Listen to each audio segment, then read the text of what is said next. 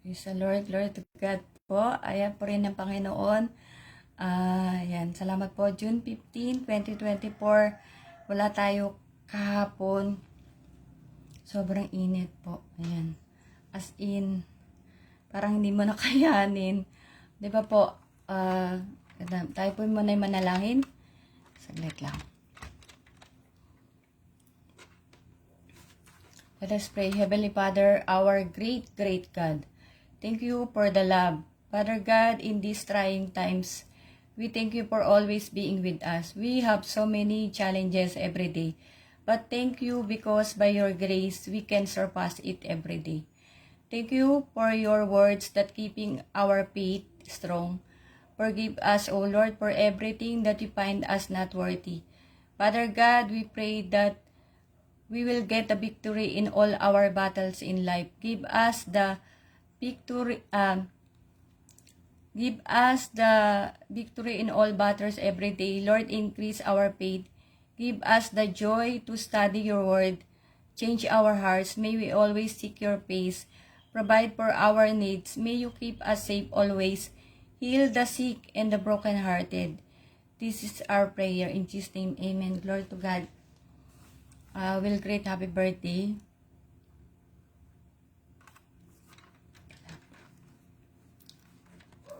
Sana.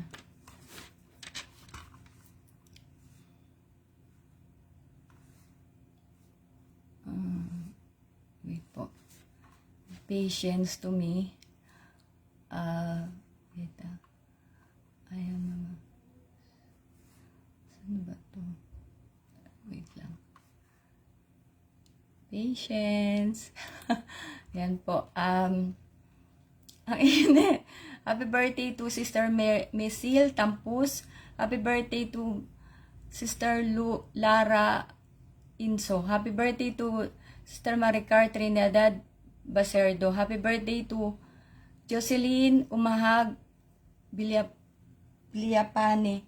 Ang init po. Happy birthday to Sister Bella Bautista. Happy birthday to Sister Lawrence Castro. Happy birthday to Bella Bautista. Same person, I guess. I think yun yung kaibigan ko po. So, happy birthday to all the birthday celebrants today. June 15, 2024. Tama ba ako? Okay po. May God continue to bless you. May God continue to provide everything for you. And may God bless you with more birthdays to come. And will keep you strong. May God give you the wisdom every day. And may God give you the victory in all your battles po. And may God bless your family also. So, ang pangit po. Okay na yan. Basta nagwigi tayo po ngayon na tayo po ay naka-live. Ayan, shout out ko na aking pinsan, Sister Rochelle Codeliego. Galing pa yata to ng, I don't know kung nasa Singapore po rin siya. Ayan. So, God bless sa'yo, Che. Thank you for watching. Thank you for supporting po. For all the people who's sharing my reels, my videos. And for all the people who's supporting me in my FB Live. Kung sino man po ang nakikinig, nanonood ng kompleto po. Yan. I hope that you will not only heart and like, but the most important thing, you watch the whole video po, because you cannot understand what I meant or the whole video itself, the message of the Lord, until and unless you watch the whole video po. No po? So yun ay just a kind reminder po. Yan, kasi the word of God is really ano ba yun? It's really parang music to my ears. I don't know to your ears, no po. Ito po, the word of God, this will be the one who will give us wisdom and victory in all our battles po. Yan. That's why it's really, really very crucial to hear the word of God from the sent ones of God. Glory to God po. Ayan, so, ayan, yesterday I did not go on FB Live because of the weather. Yan po, the weather, it's like, it's fatal. Tama ba yun? Nakakamatay. Yan po. It's really here in the Philippines for all the people who happen to be not in the Philippines, or you have the air condition in your house. So you are lucky and blessed, because if like us, wala kami, I mean, merong AC pero hindi natin mabuksan dahil syempre pambayad, di ba po? So for all the people that who are staying in the air conditioned room, you may not understand me freely how it feels to be in the Philippines, especially in a place where really it felt like yesterday that, you know, like you're going to die. Sobrang init. That's why you see in the Philippines, here on earth, it's very hot. And not only me, because like me, I'm sick, but for those people who are not sick and dying, and you know, without any reason or because of the hot weather, they died. Yan po. What more in the Licopar, 'di ba? Yung isipin natin, ako everyday really like yesterday, I was thinking, Lord, it's very hot. And how much more in the Licopar? You know, I was thinking like, really, it's very dangerous and it's very, very scary. Yan po. Yeah, ako yun scared talaga na for those people who are complacent, who are taking chances, who can sleep, you know, parang comfortable as you feel na you're not accepting salvation, you're not hearing the word of God, you're not bothered by the reminders from the Lord. Ako po, ako natatakot. Yan, na basta grabe po. Anyways, but we thank the Lord that kasi nga I already experienced this in Dubai first time. Hindi naman, not first time. But there is a time that I felt like I'm going to die. Na I cannot breathe properly, and that was I'm telling God, Lord, please. Sabi kong ganun talaga. But I really don't know when was that happen, no po. But yung pala yung feeling ng parang mamamatay ka na, di ba? But thanks be to God, I'm sure 100% that still I have a purpose here on earth. That's why buhay pa nga ako. That's why sabi ko nga, di ba, para akong pusa na maraming buhay. Yan po, isa pa pala yan maraming beses talaga na yung nga binuhay ka ng Panginoon. Kaya we should know our purpose. Why are some things happening in our life? There is always a reason and there is always a purpose. Why God putting the people in our life? Some of the people may hurt us. Some of the people may encourage us to go on. Some of the people may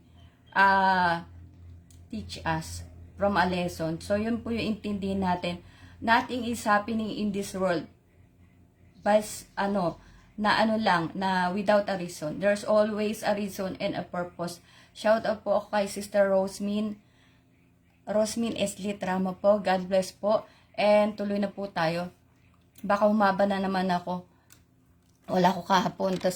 And one more thing. Yan po, pag ako nawawala sa life, especially that we promise God that we will, no matter what happen, sa hirap man o ano ba yun, sa hirap man or hindi para kasing kasal, diba? For richer and for poorer. Hindi, kumbaga kahit mahirapan po tayo because we are sick still right now, going to 3 years paralyzed, ayaw umano ng akin. Still we will share the word of God. Because I promised those to God, and the only reason because we want to, as what happened to us, we are saved by grace. So yun po ang purpose natin. Saglit lang po, be patient to me kasi may problema yung aking mouse Ay siyang wait lang po. Lang. So yan, kahapon sobrang ako ay pag ako hindi nakaka-live ganito, hindi natin nagagawang kalooban po ng Panginoon, ako ay sobrang distracted. Ano ba to? Ako ay sobrang uncomfortable. ako ay sobrang, yung inuusig po ng aking konsensya. Yan po, na hindi tayo nakalive kahapon. So,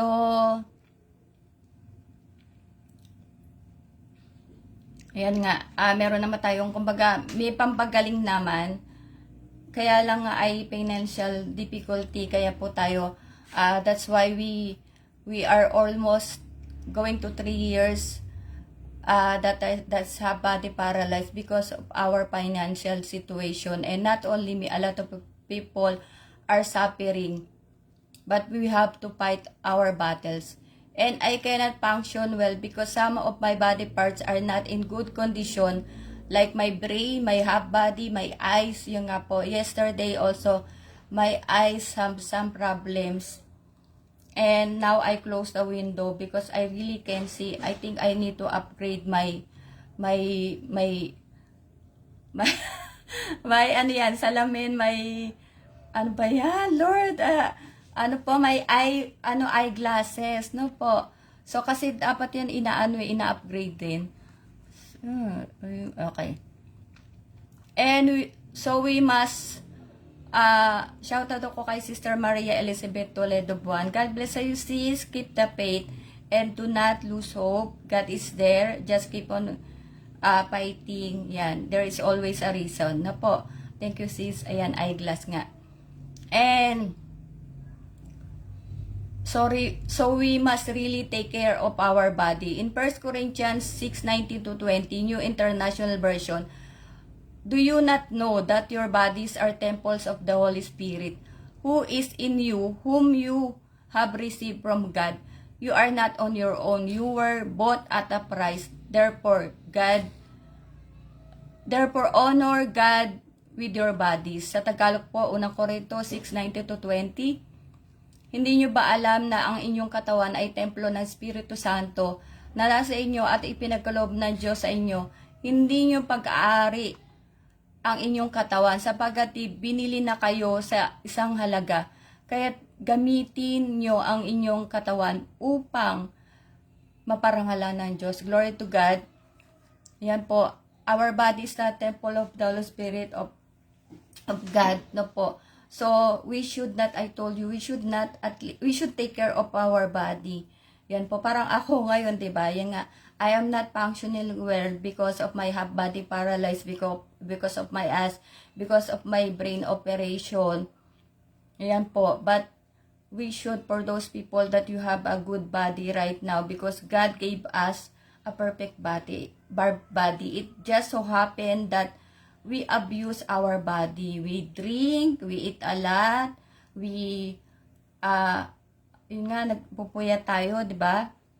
Na kung ano-anong ginawa natin, yan po. That's why we are now, we have the sickness, we have now some problems in our body. But the major thing is we should take care of our body. Yan po. For those people na from birth, they have some difficulties, yan naman po ay maybe because that is sometimes hereditary, yung inborn po, or maybe for some reasons that we can, because I'm also a mother, that maybe by mistake the parents or the mother po took some medicine that affected the health of the baby. I really don't know. Okay, only God knows po. Yan.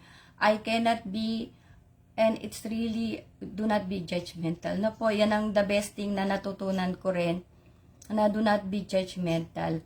Only God knows what happened to our life. Yan po, na hindi naman natin mapwede i-judge. Shout out ako kay sa pinsa ko, Joel Parocha. God bless. Salamat. For almost 3 years now, I cannot kneel down. I cannot stretch properly my arms to worship God, but by the grace of God, I can use my lips to worship and glorify our Lord. And by obeying all His commandments and by doing good deeds. Glory to God. Yan po. So still, even if not the whole my whole body is not my whole body is affected for being paralyzed, but still we can worship the Lord through, yan nga, through sharing the Word of God. Nakakapunta pa naman po ako sa church, doing the will of God, and yung nga, by the grace of God, that we serve God faithfully. Yan po, we're doing our best to serve God faithfully. We're obeying all His commandments po. Yan, by the grace of God. And that is one thing that we can glorify the Lord. Glory to God po. And dito sa maiksi lang to, para makapagpahinga tayo. Colossians 1:18. Christ is also the head of the church, which is His body. He is the beginning supreme over all who rise from the dead. So He is first in everything.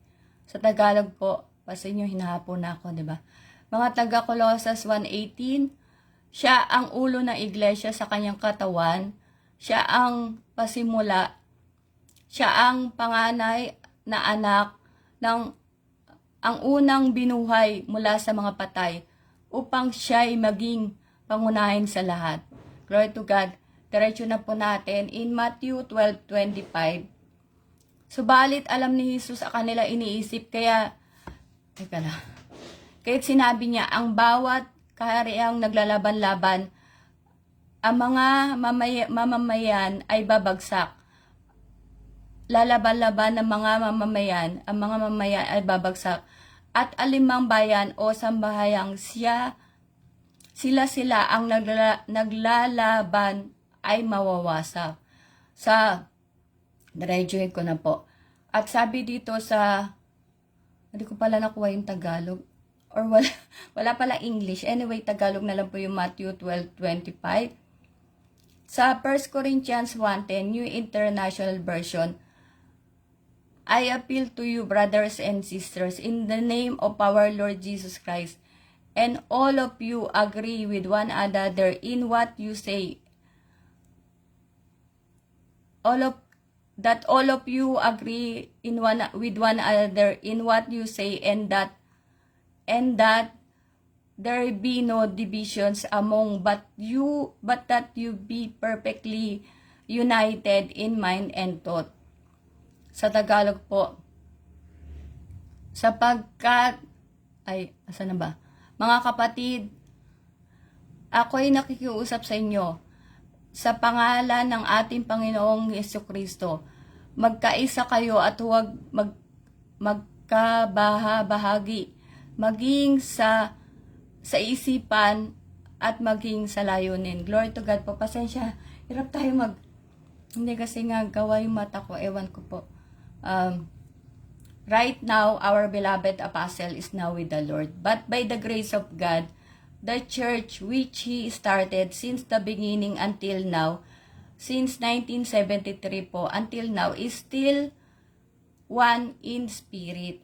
The members, including myself, have seen how faithful is the apostle, and so is the leaders headed by the successor of our beloved Chief Executive Minister, our beloved Bishop Jonathan Periol. Asan na ba? Yan. The church is growing still growing because of its unity. Glory to God. Yan po. So, as we can see in other churches, yan, by the grace of God, the Pentecostal Missionary Church of Christ in the Fourth Watch are continuously growing, and by the grace of God, we are now in 1,589, if I'm not mistaken, and if I am, everything is correct, by the grace of God. 1,589 churches we have around the globe, and 74 countries around the globe. The church still growing because of the unity of the people, from the leaders up down to the member. Yan po. And most of the churches, they nagkabahagi, di ba po? They are now separated because, like, for example, they see the leader that why he has a chopper, why he is, living in this big house, di ba? Nasisilip. That's why the members, instead of being obedient to the leader, he will make another church of his own. But by the grace of God, we in the church, yan po, sa PMC Portwatch, like now, we have this camp, international camp na we are, ano po yun, naging church-wide camp po. From June 14 to 16, di ba? Na kung ano yung sinabi ng leader, sunod po ang mga member. Yan. Eh kasi nga, because the members saw that leader is, you know, so the church getting bigger and bigger because of the faithfulness of the leader. That's why in the church, by the grace of God, our leaders, they don't have salary. Yan po. Because as what Jesus Christ before in his time, they didn't bring anything, you know, all anything, 'di ba? Sabi niya, huwag kayo magdadala ng mga ginto, anything.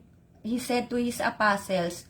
And but by the grace of God, if somebody, Matthew 10:42, somebody give you food, so why not eat that food? Because that is from the Lord. Because you are, you know, you are helping the people, you are healing the sick people, di ba? Yan po. And you are praying for those people who are suffering from all their battles po, di ba? Di ba, hirap na ako magsalita. Yan po, glory to God. Yan, ganyan sa church. That we are united in one spirit. And also, that's why I am always saying, na why not try to go to the church? There's no harm in trying, no po, para sa mga nanonood sa atin, for all the people. Do not be righteous in your own self. Yan, do not think that you are always correct. Do not think that, yes, when we born here in this world, we have our own churches. Talagang galing tayo halos lahat sa, sabi nga natin, kandado, di ba, kandado, mga ganyan, di ba po? Pero ako kasi, hindi ako kandado eh. Hindi ako sarado, kandado. Ako po ay talagang, ano ko, yung, basta, kung saan ako dali ng Panginoon. And by the grace of God na, because I always seek the truth, I told you that my parents, from the beginning, they taught us to seek, you know, to seek the face of God. We are always in the church. We are always, hindi ko hearing the, I cannot properly say that hearing the word of God because I can't remember anything. Ay siguro po dahil nga sa aking brain operation that we hear, you know, yung mga Bible verses. Yan, iba yung kasi naririnig natin. Yan, but because by the grace of God nga, I look for the truth. Yan, that's why, you know, I told you, if you are always seeking the truth, seeking the face of God, God will reveal to you. Yan. And I told you before, even before that, I went to different churches. And, ayan nga, nandito tayo, I stop in the PMC Portwatch. By the grace of God, ano ba yun? God asks you to, because from the leaders, yan po, that they are sharing the word of God. And this is the purpose. Yan na, I mean, this is the only, ano ba yun? Yung gagawin mo lang, di ba? Na, because you are a servant of God, you are disciple of God, from the leader sharing the word of God, yung nga 1 Timothy 2:4, so that so many people will know the truth and so many people will receive salvation. That's why we are from the leader sharing the word of God. Also na member, how you are saved, you are going to share to the people how they will be saved because this is the end time. And as what we said, you know, from the Bible, from the word of God, we really don't know if there's another, you know, if another life. There is eternal life. Yan po yung inabangan natin. Yung we will be in the rapture, di ba po? Kaya Matthew 6:33, seek ye first the kingdom of God and His righteousness, all these things shall be added unto you. Because for my experience po, okay? I'm talking about my experience from the church, from hearing the word of God, from the day I was saved. Yan, from the time I received salvation, 2015, April, yan po, that we, by the grace of God, we are masunurin. We are obedient to the word of God, to the leaders, and we became like this. Yan po. That the Spirit of God is helping me to share the word of God. Yun po. Sabi ko nga, hindi ko alam. Ako po ay, we are weak. We should accept that. You know, that we are weak. Except God and the Spirit of God will help us. Nothing will happen to us. That's why a lot of things that we want to go straight, you know, to our destination, but sometimes it so happen that, you know, we will make zigzag direction because we are in the wrong path. Yan lang po. So, kaya we should be always faithful.